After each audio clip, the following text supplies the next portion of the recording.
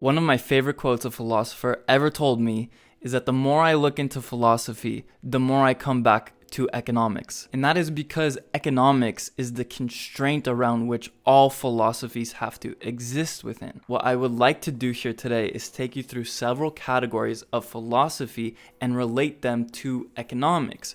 Now, it's important to distinguish economics as a philosophical social science rather than a purely quantitative reductionist type of science. Historically, in the 1970s or so, economists developed what they called physics envy. They wanted to be like the scientists of physics, where they can make models, make predictions, put these constraints and assumptions on what is human nature. The issue is that human consciousness cannot be replicated. It cannot be modeled. Therefore, this is not something that can be constrained to laboratories and historical statistics. History can tell us nothing about economic theory. That is why it's not an empirical science. It's a deductive science. That's the beauty of economics, is that it is philosophically sound in relation to human nature and interpersonal social cooperation. Let's begin with metaphysics. Metaphysics asks, what exists? What is the nature of reality? We do live in a world of causality. That is why the economists like myself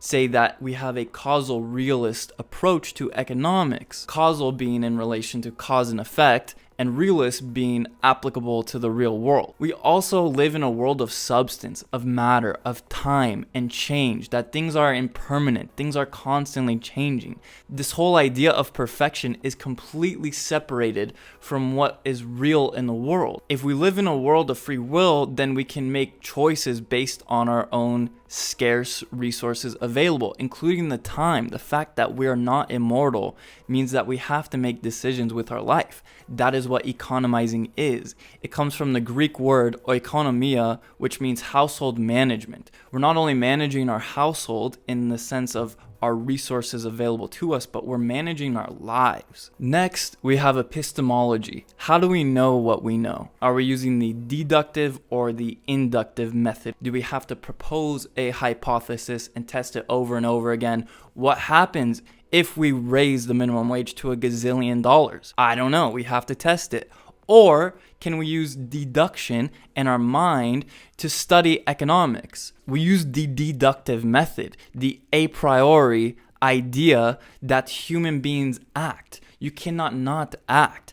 Even just sitting, listening to me in this video is an action. Now, you do have reflexes, but that is not conscious, intentional action. Human action is what drives the whole world. From human action, with the scarcity of our resources, moreover with the subjective values that we have about what we like, what we want to do with our lives, we begin to act in the world accordingly. We demonstrate our actions all the time in every single moment. And yes, we don't have full certainty about the world. We're always trying to make the best decisions for ourselves. That is what the whole idea of demonstrated preference in human action is that you think what you're doing is the best thing for you, otherwise you'd be doing something else.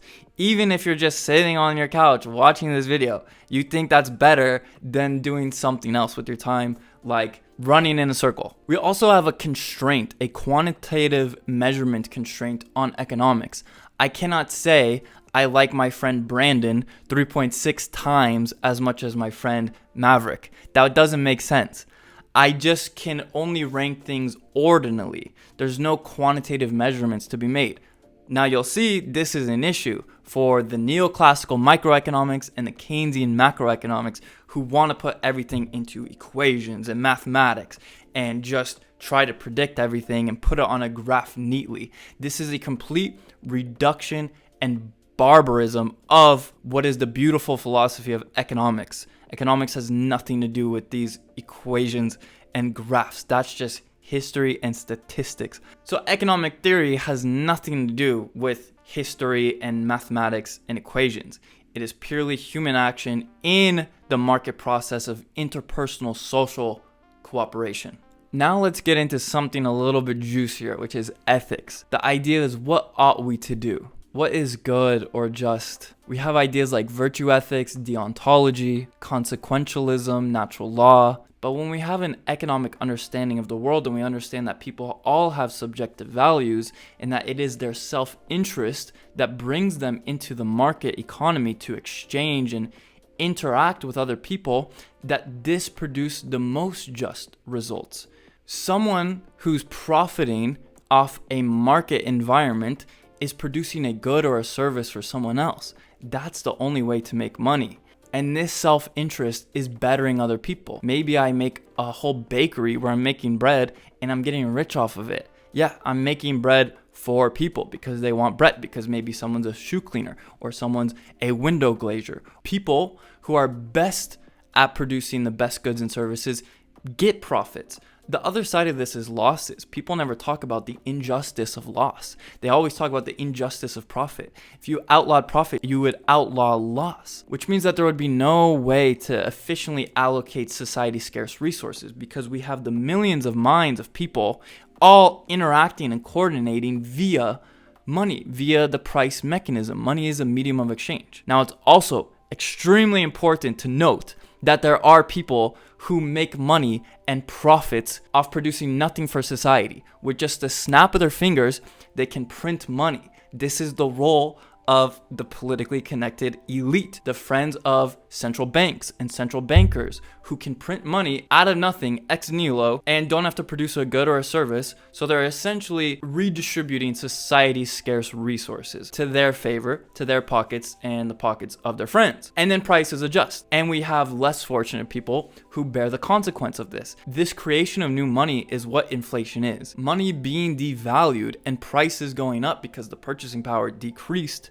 for the value of each individual monetary unit is a symptom of inflation. So this is not a mechanism of a market economy. This fiat money by force implementation in society combined with legal tender laws that this money has to be accepted is part of the realm of political philosophy. The idea of how should power be organized and utilized. Should we have a monarch with the divine rights of the kings? Should we have an oligarchy or an aristocracy?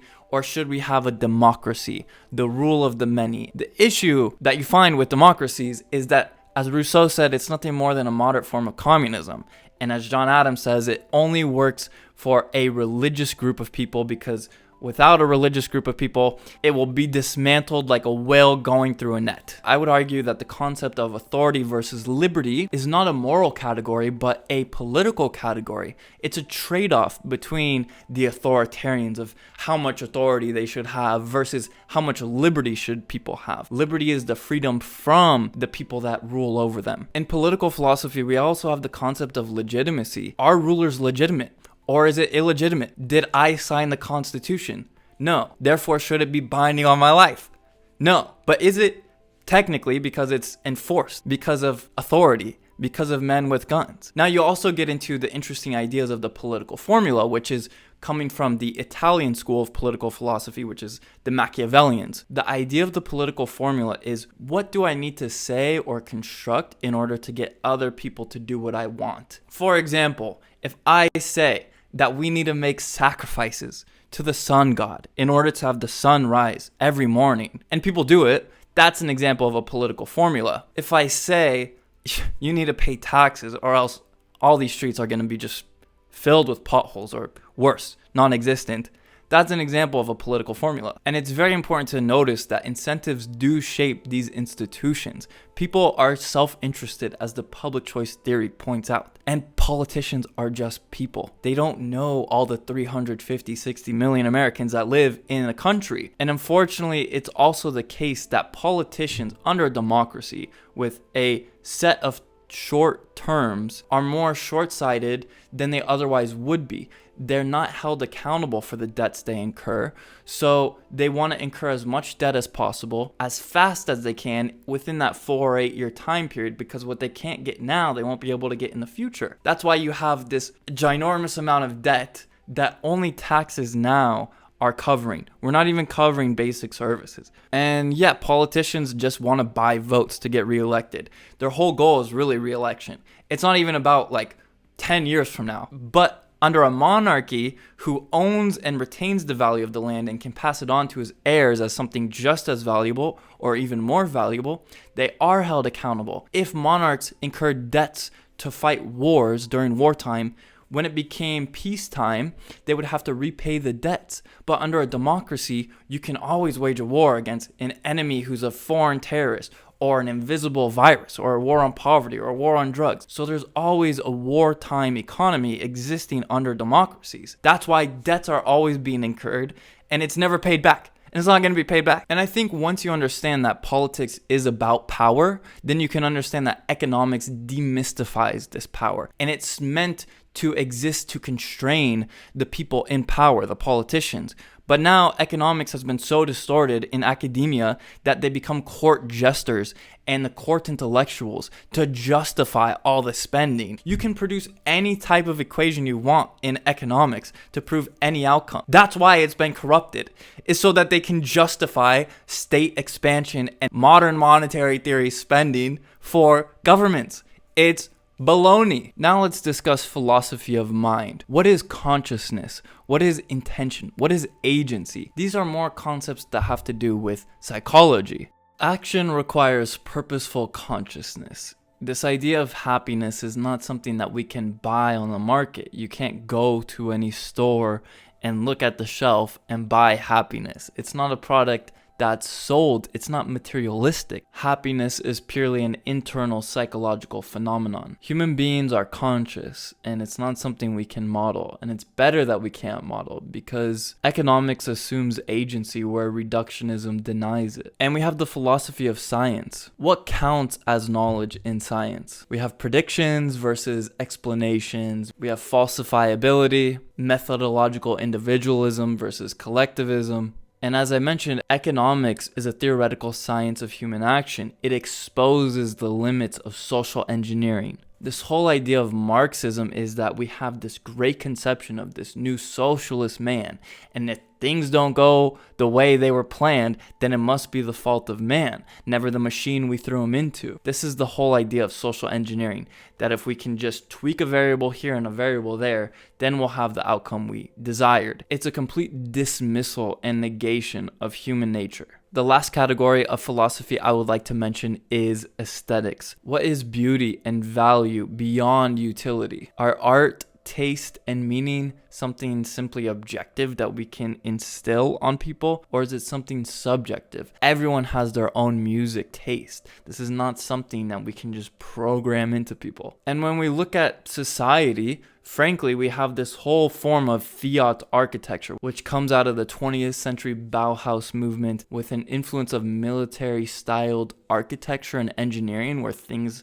want to be designed as bombable so they can be replaceable. So we have neoliberalism architecture, which is the shoebox style gunmetal gray or light tan steel metal minimalism that is a negation of maximalism. Why do we have all the technology to build beautiful works of art like La Sagrada Familia, but yet we don't construct anything that's beautiful today? Because the monetary system is set up where the loans for architectural projects go to the quickest time horizon due to artificially lowered interest rates. So more people are taking out these loans to build things faster with the ideas of making profits in mind. But this is a complete distortion of economics because it's not being built off what people and the market values, but what the top-down centralized monetary system values. And this fiat monetary program goes into funding the military industrial complex, the prison industrial complex, things that are producing wars. There's nothing more destructive, disgraceful, disgusting, and dehumanizing than war. It just blows things up. It produces nothing for the economy. But most importantly, we have to understand that scarcity is not your enemy. Scarcity is your friend. With scarcity, you can choose. You can economize. We can have a whole society of people interconnected and interdependent due to this creation of new products. This idea of equality from Marxism requires violence. Now, some Marxists are in favor of violence, but let's understand the logic of equality. As Michael Malice says, it's easier to tear down the Empire State Building, to flatten everything, than to build 100 Empire State Buildings. In one day, you can drop 100 bombs. There, you're done. But if you want to build 100 Empire State Buildings, good luck. And if there was no scarcity in the world, if there was just equality, then nothing would be chosen and nothing would be beautiful, because nothing would stand out. Everyone would be homogenized. Everyone would be gray and boring, and nothing would be beautiful. So when we discuss philosophy, let's remember that it's nice to think everyone ought to have flying cars and mansions and a gazillion dollars. But the reality is, this is not the world we live in. We live in a world of scarcity, and it's not a bad thing. In fact, it gives us the opportunity to create something more beautiful. Thank you very much.